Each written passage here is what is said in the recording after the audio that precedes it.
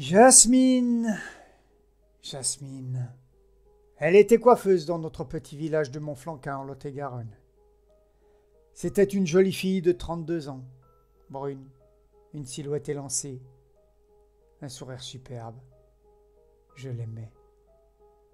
Je n'étais pas son petit ami, non, mais je l'aimais. Elle n'aurait jamais voulu de moi, du moins, je ne pense pas. Moi, je m'appelle Norbert Pratt. J'ai monté mon entreprise agroalimentaire de collectivité. Je produis du jambon et des lardons que je livre aux collectivités, les collèges, les entreprises qui font des plateaux repas, les hospices, etc., etc. Je ne suis pas le genre de beau gosse dont les filles rêvent. Je vais sur mes 40 ans, je perds mes cheveux, et avec mes sourcils assez bas sur mes yeux, les gens ont tendance à croire que je les regarde méchamment. Pourtant, je ne suis pas non plus un athlète accompli. J'ai un peu de ventre et j'ai pas du tout les biceps de Rocky. J'essayais bien d'aborder Jasmine quand j'allais faire rectifier mes 3-4 cheveux, mais sans succès. Celle-ci souriait pour rester courtoise et je gardais le silence, comprenant que c'était mort. Enfin bref, je suppose que vous voulez que j'en vienne au fait. Ce soir-là, il y avait un petit bal sur la place du village. D'ordinaire, je n'y vais pas. Je reste chez moi, bricolé dans mon atelier. Mais ce soir-là, j'y suis allé. Pas mal de monde était là et elle y était. Belle, dans sa robe, son sourire radieux. Au début, je n'osais pas l'approcher. J'ai bu quelques verres à la buvette. Je l'ai regardée danser et boire avec d'autres gars. Des beaux gars. Puis, profitant d'un moment où elle était seule, j'ai osé l'approcher, lui parler.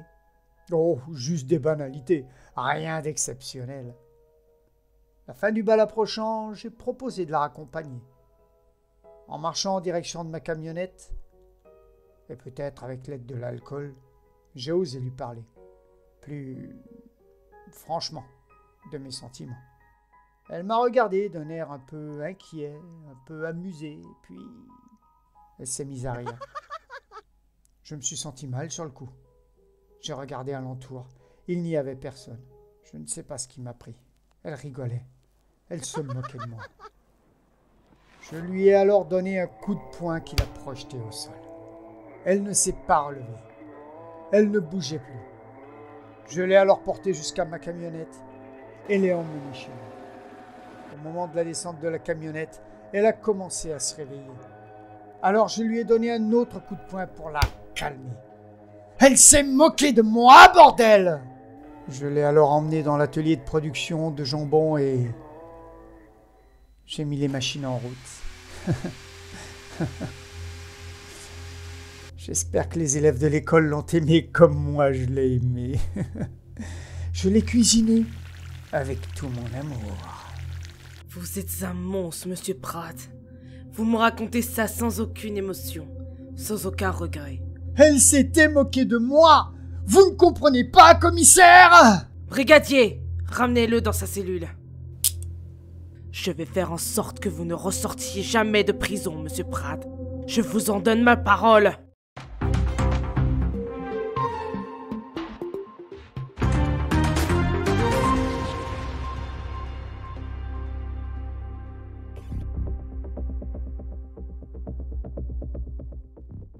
Et nous conclurons ce journal par un fait divers qui s'est passé dans le village de Montflanquin, dans le Lot-et-Garonne.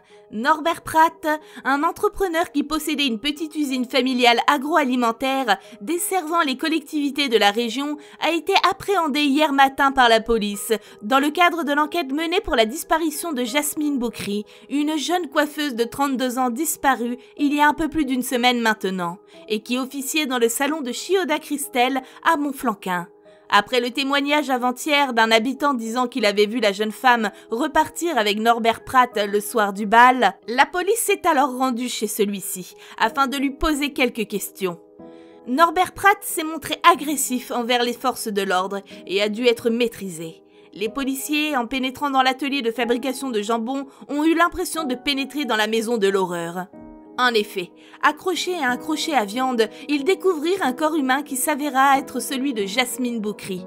Norbert Pratt fut immédiatement mis aux arrêts et passa aux aveux disant qu'il avait distribué son jambon à l'école primaire de Montflanquin et espérant que les élèves avaient aimé Jasmine autant que lui.